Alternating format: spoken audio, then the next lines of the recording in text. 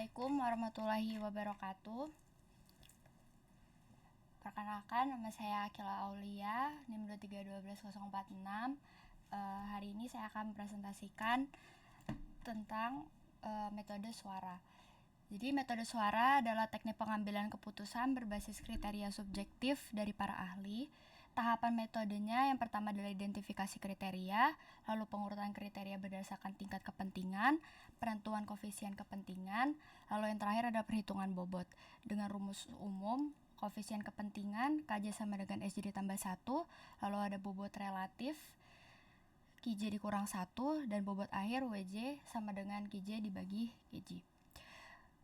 Studi kasus yang saya ambil adalah pemilihan laptop low end untuk programmer. Metode suara atau stepwise weight assessment ratio analysis adalah salah satu teknik yang digunakan dalam pengambilan keputusan multikriteria. Metode ini dirancang untuk membantu dalam menentukan bobot dari berbagai kriteria yang relevan dalam suatu masalah. Suara mengandalkan penilaian subjektif dari para ahli atau pemangku kepentingan untuk memberikan bobot yang sesuai berdasarkan pentingnya masing-masing kriteria. Proses-prosesnya adalah yang pertama identifikasi kriteria, yaitu menentukan kriteria yang akan digunakan dalam evaluasi alternatif. Penilaian awal, para ahli memberikan penilaian awal terhadap setiap kriteria berdasarkan pentingnya. Perhitungan bobot menggunakan rasio untuk menghitung bobot relatif dari setiap kriteria. Bobot ini mencerminkan seberapa besar pengaruh masing-masing kriteria terhadap keputusan akhir. Dan yang terakhir adalah normalisasi bobot. Bobot yang telah dihitung dinormalisasi agar total bobot menjadi 1. Dengan menggunakan metode suara, pengambilan keputusan ini dapat jadi lebih objektif dalam menilai alternatif berdasarkan kriteria yang telah ditentukan. Metode ini sangat berguna dalam situasi di mana keputusan harus diambil berdasarkan beberapa faktor yang saling berinteraksi.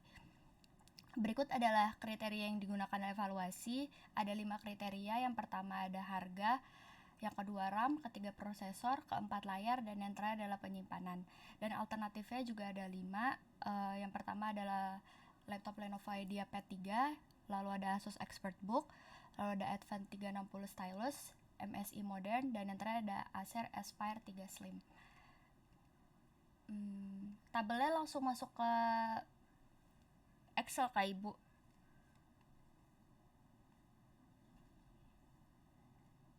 Iya, langsung aja ke Excel. Oke, jadi di sini ada 6 tabel. Yang pertama ada tabel nilai kriteria. Ini langsung disimulasikan Kak Ibu? Atau hasil akhirnya aja yang disimulasikan? Semua dong. Semua. Kayak yang pertama ada nilai kriteria. Jadi cara untuk mendapatkan nilai kriteria itu, yang pertama bobot tambah bobot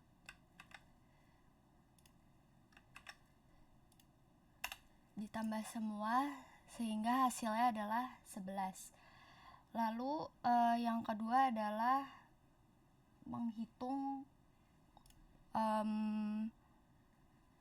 koefisien kepentingan dari bobot yang sudah didapatkan. Caranya yang pertama adalah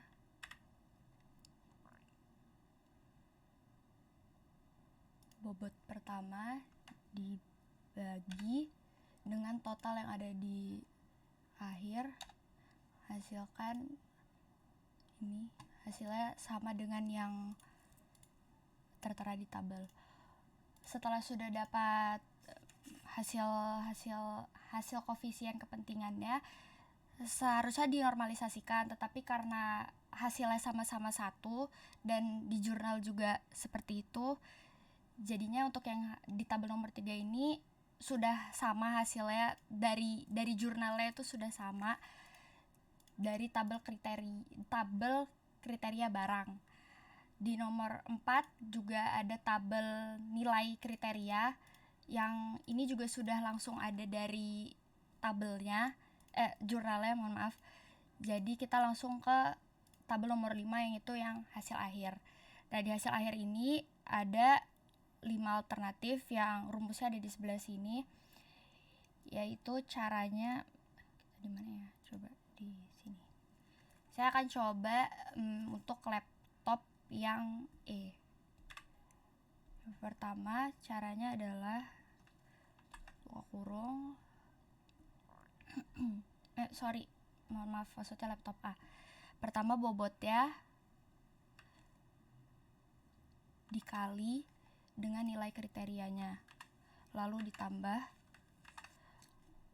lalu setiap dari kriteria dan alternatifnya dikali dan ditambah.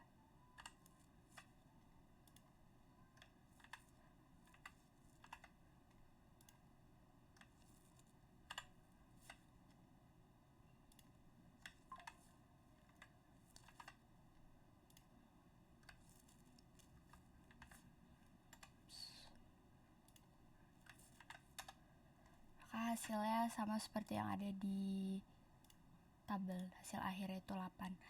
Rankingannya sebenarnya hasilnya beda tipis dengan yang ada di jurnal, tetapi untuk rankingannya sama hasilnya. Yang pertama ada laptop E, lalu laptop D, C, B, dan A. Oke. Itu saja dari saya, kurang lebih mohon maaf. Wassalamualaikum warahmatullahi wabarakatuh.